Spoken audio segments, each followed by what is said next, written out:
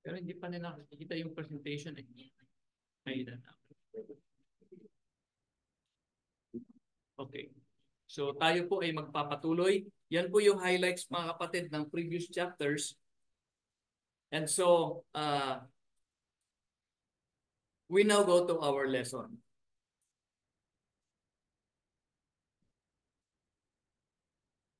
Which is Genesis chapter 21. The birth of Isaac. So ito na po. So in chapter 21, verse 1 and 2, ang sabi po dyan, the Lord visited Sarah as he had said, and the Lord did to Sarah as he had promised. And Sarah conceived and bore Abraham a son in his old age at the time of which God had spoken to him. Dito po natin makikita mga kapatid yung faithfulness ng Panginoon sa kanyang pangako. Remember, in verse 18, in chapter 18, verse 10, ito po yung pangako ng Diyos, no? Na I will return to you in the spring, or sa ibang translation po, at the exact or at this time of the year, next year, and Sarah your wife shall have a son. Yun po yung pangako. At yan po ay tinupad ng Panginoon. Sa panahon din yan, nagdalang tao si Sarah. At ipinanganak kay Abraham ang isang anak na lalaki. So, we can see here that God is faithful. Kapag ka nangako ang Diyos, kanyang tinutupad. Sa verse 3 po, ang sabi, and Abraham called the name of his son, was born to him, whom Sarah bore him, Isaac. So yan naman po kasi yung sinabi ng Diyos, bibigyan mo siya ng pangalang Isaac. No? At sa susunod po na verse, and Abraham circumcised his son, Isaac, being 8 days old, as God had commanded him. So makikita na naman po natin dito na talagang masunurin po ito si Abraham. Kung ano yung utos ng Diyos sa kanya, kanyang sinusunod. Kaya nung itong si Isaac ay naging 8 days old, since nung pinanganak siya, ay tinuli. Yan po yung custom rin na sinusunod ng mga Hudyo. Hanggang sa ngayon mga kapatid. Kapag ang sanggol, pagkadating niya ng 8 days, tinutuli po nila. Pero dito po yan nagmula. Yan po ay covenant ng Diyos kay Abraham in chapter 17. Sabi po, every male among you shall be circumcised. He that is 8 days old among you shall be circumcised. Kaya masunurin po ito si Abraham. Tuloy po natin.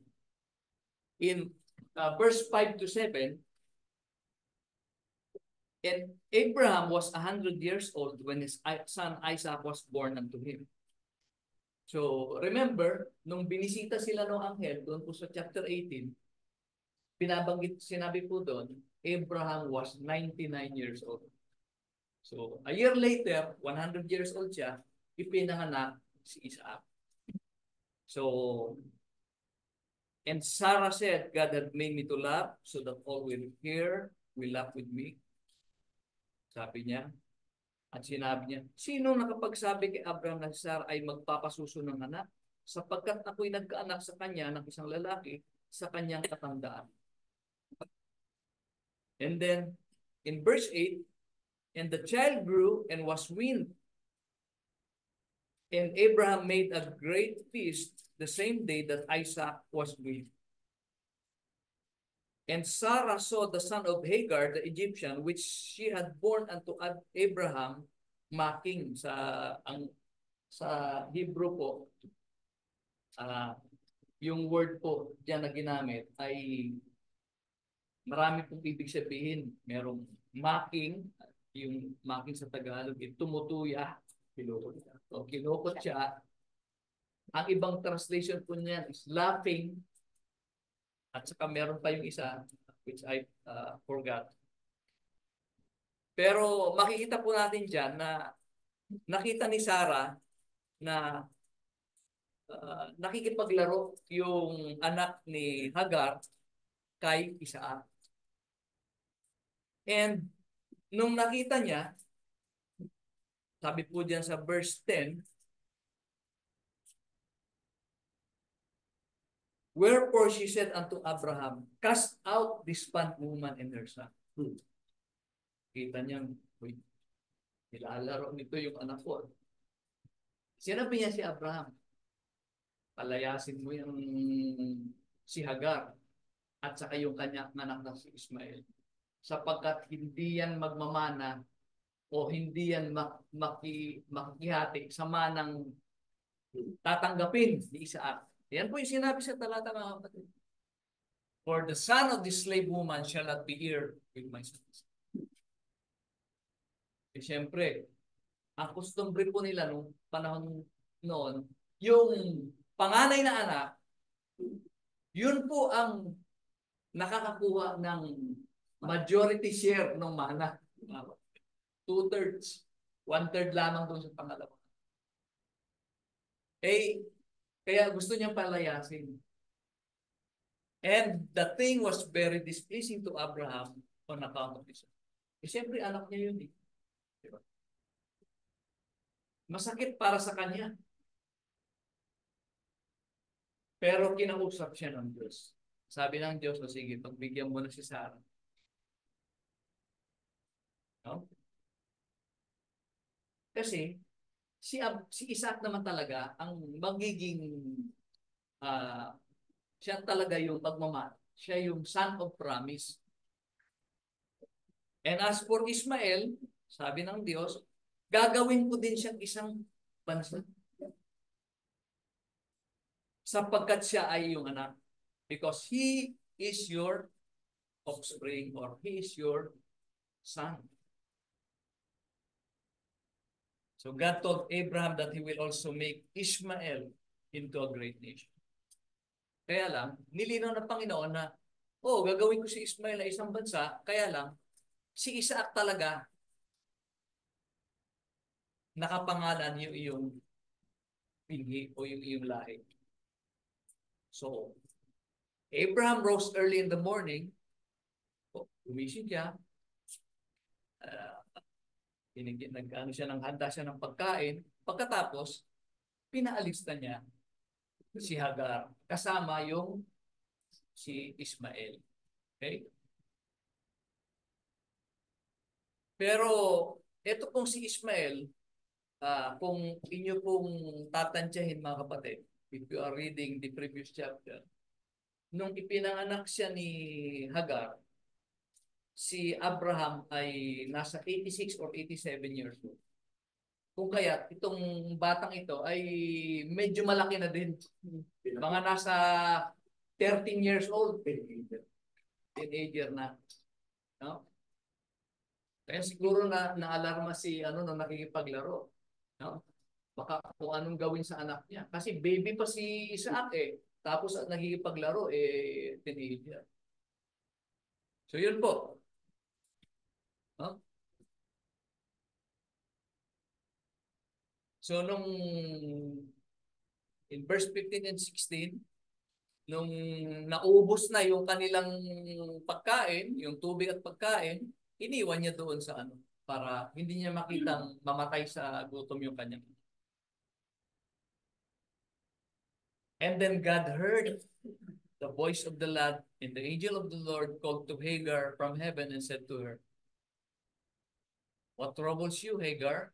Fear not, for God has heard the voice of the lad.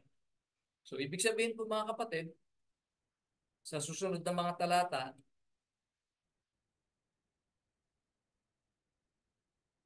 nag-provide ang Panginoon. Hindi niya pinabayaan. Again, di ba ang pangako niya kay Abraham? Sige, sundin mo yung sinabi ni Sarah. Palayasin mo si Hagar at saka si Ismael. Hindi ko naman sila pababayaan eh. Ito po, God fulfilled. Tinupad niya yung kanyang pangako. And he was with the lad. Sabi po dyan. You know? God was with the lad. And he grew up. He lived in the wilderness. Naging expert siya na mangangaso. So God provided for and protected Ishmael as he grew up in the wilderness. Although he is not the son of promise, pero ang pangako ng Diyos, sabi niya, puprotektahan ko yan. Kaya prinotektahan niya si Ishmael. And then, baka sabihin nyo, ang liliit na po niya, hindi natin mabasa. Verse 22 to 34, yan po ay yung pakikipag-tipan ni Abraham at saka ni Abimelech. Remember si Abimelech, yung gustong kumuha kay Sarah bilang asawa? Ayan, nagkaroon sila ng, from verse 21 to 34, yan po yung pag-uusap nila. Na magkaroon tayo ng tipan. We will have a covenant na hindi mo kami lulusubin, hindi ka din namin lulusubin. So, meron silang peaceful coexistence. So yan po yung pagtatapos ng chapter 21. Now let us continue to chapter 22. Ito po yung ating yan po yung chapter. Hindi pa nila nakikita.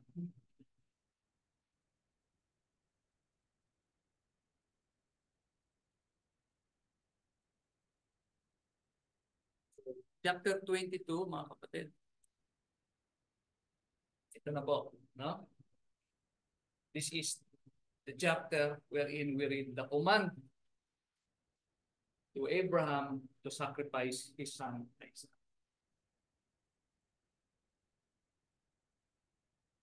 So, let's start with verse 1. Sabi po dyan, after these things, God tested Abraham and said to him, Abraham, and he said, here I am. And he said, take now thy son, thy only son, Isaac, whom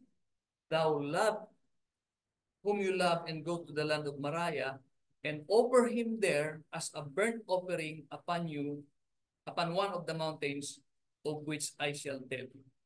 Ito po mga kapatid ang mabigat. Yung utos sa kanya. Sabi ng Diyos sa kanya,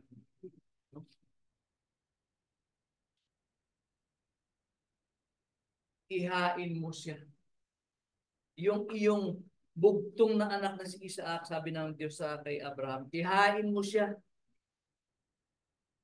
bilang handog na susunugin sa ibabaw ng isa sa mga bundok. You know, this is Abraham's final test of faith.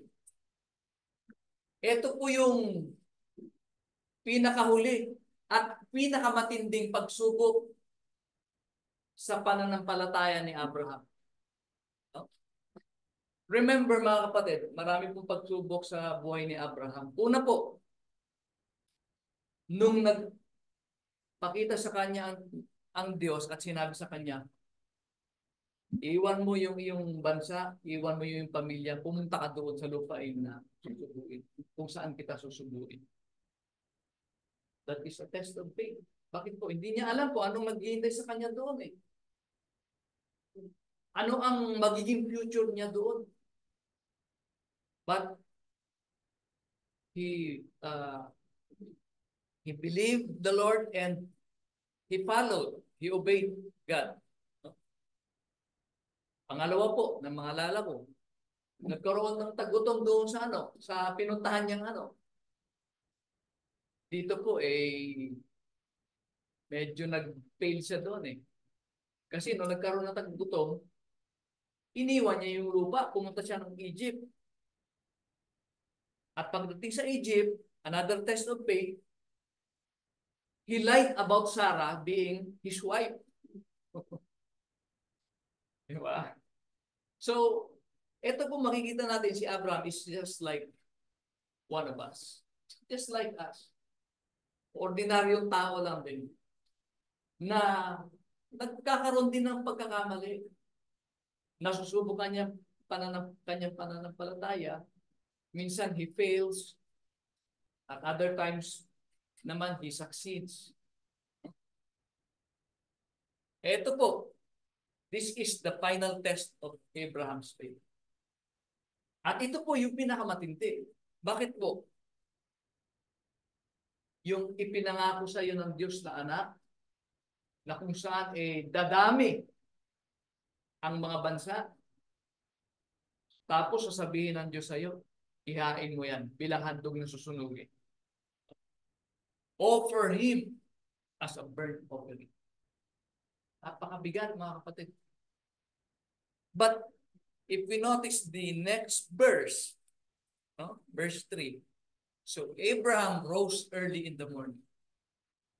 Ito po nagpapakita na yung eagerness ni Abraham na tumupad sa utos ng Diyos. Despite yung pain or yung uneasiness. Kasi isipin po ninyo mga kapatid, yung anak mo na pinakamamahal mo, ipapatayin mo, ihahandog mo sa Panginoon. But hindi po siya nagdalawang isip, mga kapatid.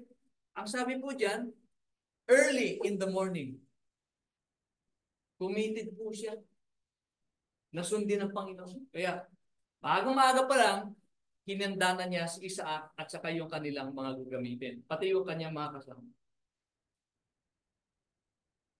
And on the third day, so umalis na po sila at sila po ay naglakbay papunta po dun sa bundok. At ang sabi po diyan, nang ikatlong araw, itinin ni Abraham ang kanyang mga mata at natanan niya ang dahong iyon sa malayo. At sinabi niya sa kanyang mga alila, maghintay kayo rito, 10 ng asno, at ako at ang bata ay paroroon doon, at kami ay sasamba sa pagbabalikan namin at pagbabalikan namin kayo. So,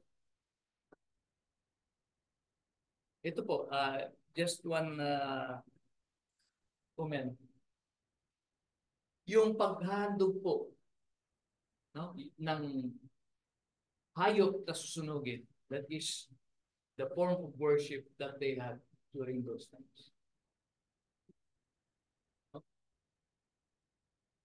Remember po, nung si Noah, pagkalabas siya naghandog siya ng, nagsamba siya sa Panginoon, nagsunog siya ng hayop.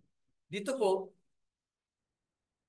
sabi ni Abraham kay Isaac,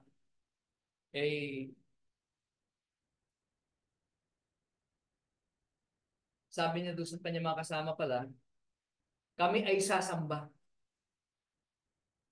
And kinuha ni Abraham ang kahoy na handog na susunugin at pinasan kay Isaac na kanyang anak at dinala sa kanyang kamay ang apoy at ang sundan at sila'y kapwa yumaong magkasama. So iniwan nila yung kanilang mga kasama, silang mag-ama lang ang umalis, no? So yung kahoy, ipinapasan niya kay Isaac, yung sundang. Ito po sa translation is knife. Pero sa Tagalog po isundang. But whatever, ito po yung gagamitin na pangkatay doon sa handog na susunugin, mga kapatid. No? And as they were walking, mga kapatid, ito po yung isang emosyonal na tagpo. Nagsalita si Isaac sa kanyang ama na si Abraham at sinabi, ama ko. Sinabi naman ni Abraham, narito ako anak ko. At sinabi ni Isaac, narito ang apoy at ang kahoy, ngunit saan naroroon ang korderong pinakahandog na susunugin. Marahil mga kapatid, napansin ni Isaac, pupunta na sila doon, naglalakad sila, papunta doon sa handog. Teka, meron na tayong kahoy na pangsunog sa handog. Nandiyan na din yung apoy, dala-dala ng kanyang ama. Pero asan ang handog na susunugin? No? Ito po ang sagot ni Abraham. Bagamat mabigat sa kanyang loob, ang sagot niya kay Isaac, God will provide Himself the lamb for the burnt offering. Isa pong napakagandang kaisipan, mga kapatid. Yung faith ni Abraham na ito po yung kanyang isinagot sa kanyang anak.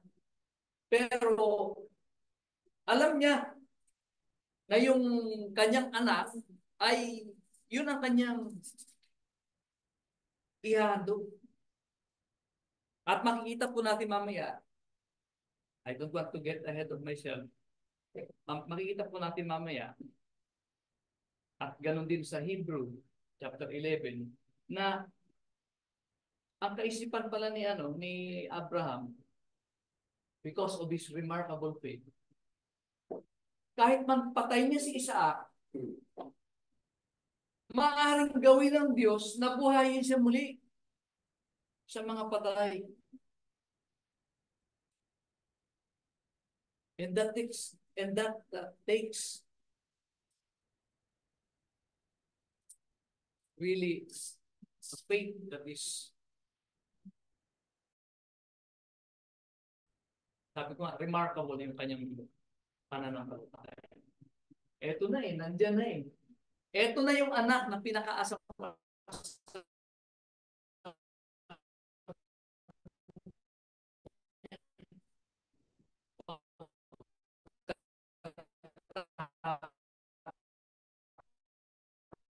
sasabihin ng Panginoon. Hindi maano yung pananampalataya ito. Sabi niya, God will provide. So, nung dumating po sila doon, gumawa na ng altar si Abraham. Abraham built an altar and laid the wood in order and bound Isaac. Ito pa po isang masakit na. Marahil siguro nung kanyang tinatalian to si Isaac, nagpupumiglas at umiiyak.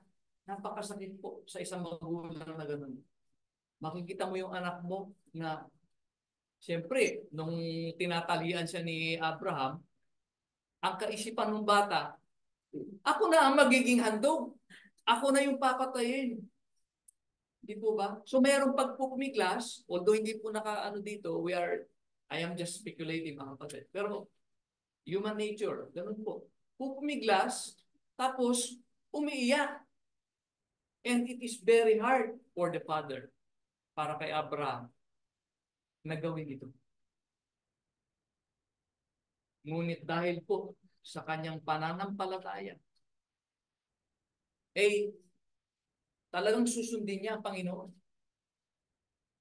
So inilatag na niya sa altar yung kanyang anak. And then Abraham put forth his hand and took the knife to slay. Ayun na po yung picture kanina na talagang aanuhin na niya yung kanyang anak. At ang susunod na pangyayari, an angel of the Lord called him from heaven. Pinigilan po siya. At ang sabi, Abraham, Abraham, here I am. Sabi naman ni Abraham, Panginoon, nandirito ako. The angel said, do not lay your hand on the lad or do anything to him. For now, yan.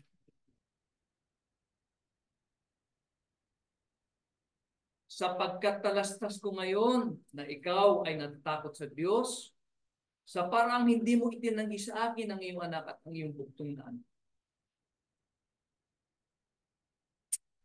So pinigilan ng Diyos si Abraham. At ayun nga po, nung kanyang itiningin yung kanyang mga mata, and he lifted up his eyes and looked, and behold, there is a ram. Alam po niyo yung ram, male sheep. Tupa pa rin po ito, kaya lang, lalaki. Ito po yung may sungay. May isang ram. Ano ba sa Tagalog ito? At narito ang isang tupang lalaki sa dakong likuran niya na nahuli sa dawag sa kanyang mga sungay.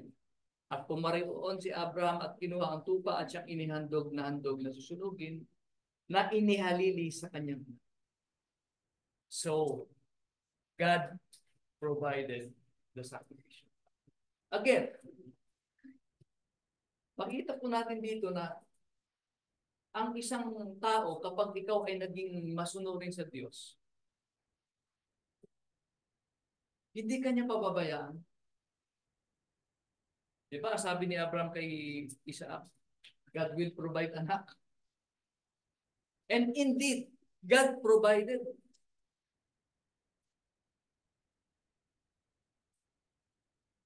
And so Abraham called the name of that place, the Lord will provide.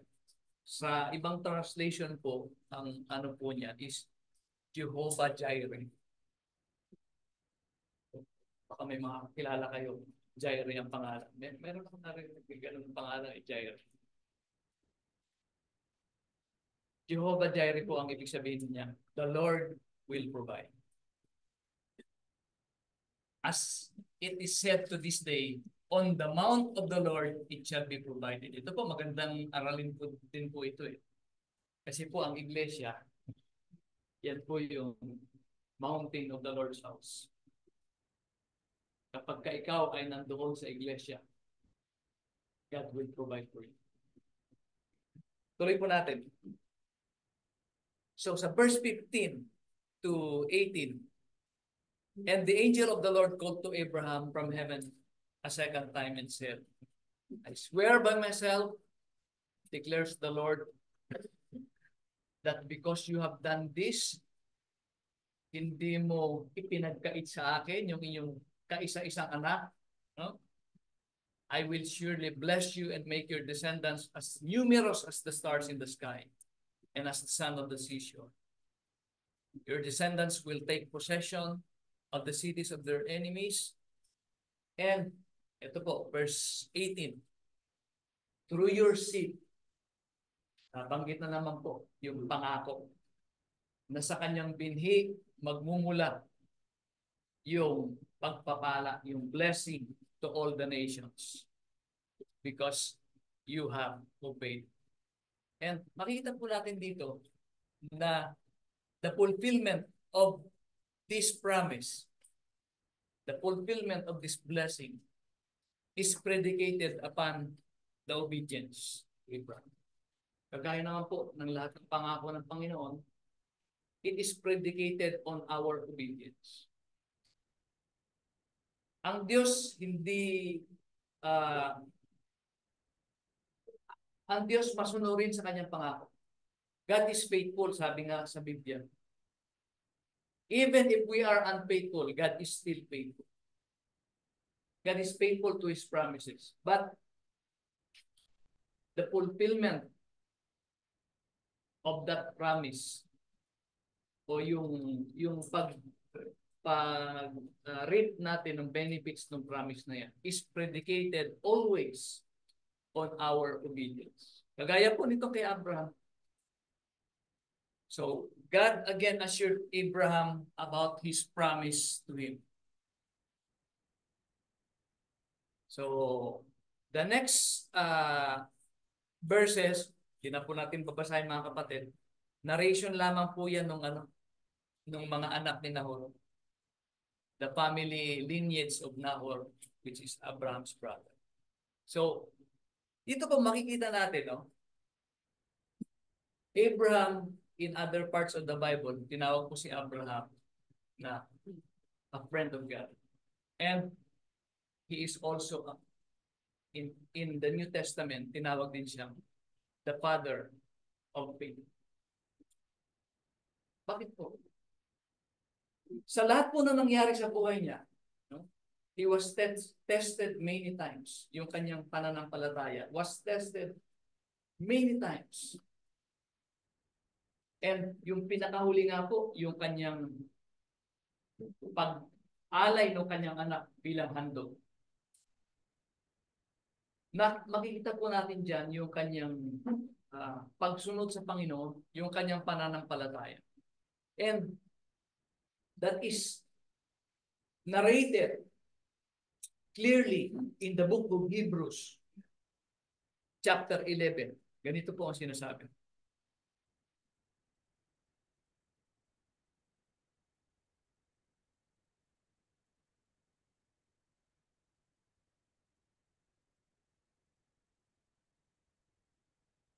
Ayan.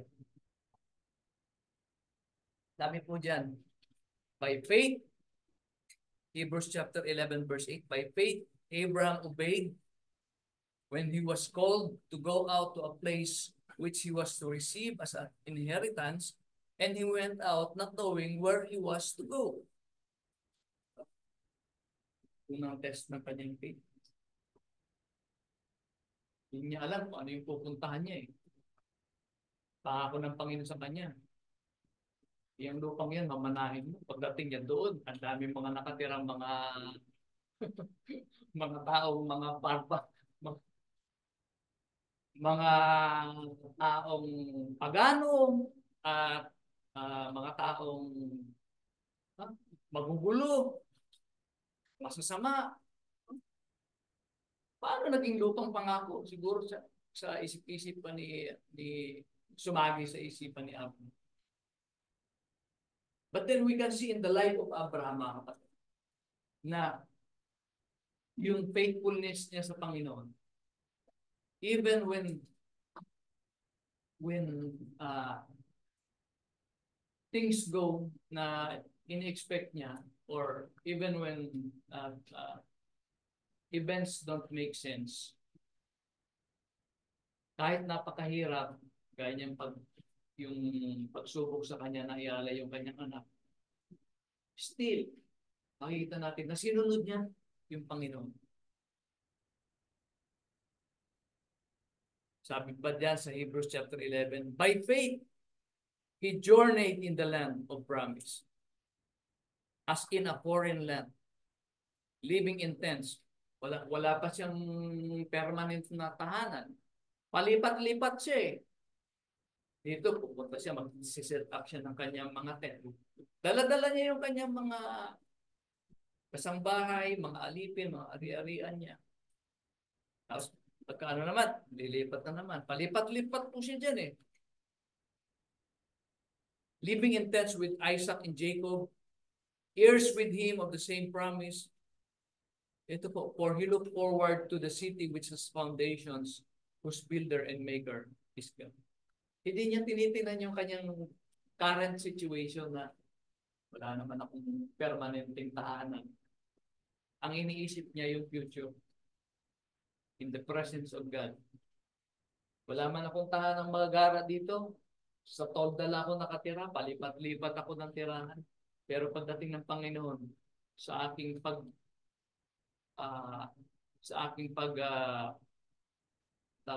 pagiging faithful sa Kanya, may inihanda ang Diyos sa akin na isang syudad, isang mansion, sabi nga po doon sa aklat ni Mo. By faith, Abraham, and this is the last verse that we will read now. By faith, Abraham, when he was tested, offered Isaac.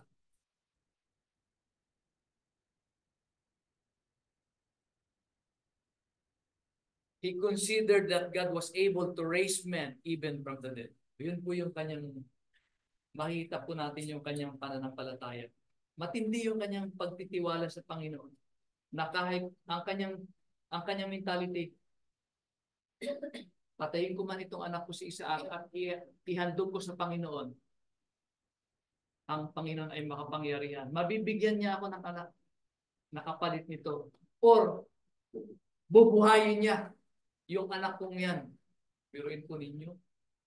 Kung talagang itinuloy niya yon at nasunog yung kanyang anak, abo ang matitira. Pero ang kanyang faith, kahit abuman yan, kayang-kaya ng Panginoon na buhayin ang kanyang anak mula sa mga. That is the kind of trust that Abraham had with God. Nawa po ay ganon din yung ating pananampalataya sa Panginoon. Ano man ang mangyari sa buhay natin? Naghihirap man tayo sa ngayon, gayahin natin si Abraham because he is just human like the rest of us. Pinanghihinaan din siya ng loob, mga kapatid, na kagaya natin. Pero ang ultimate niya na goal is makasama ang Panginoon. Ang ultimate niya na goal is tanggapin yung pangako sa pamamagitan ng kanyang pagtitiwala at pagiging masunurin sa Panginoon. Sa susunod po nating lesson, titingnan po natin yung buhay ni Isaac and then bibilisan natin ng kaunti para makita po natin yung para pumunta na po tayo doon sa Esau and Jacob and how the nation of Israel started from Jacob. So yun po mga kapatid ang ating pag-aaral sa umagang ito sa ating Bible study. Meron po ba kayong tanong?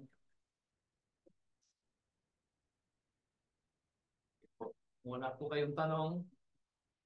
Tayo po ay magpapatuloy. Tayo po ay aawit ng isang himno sa pangunguna ni Nomer. And then after that, we will proceed to the sermon to be shared to us by Brother John.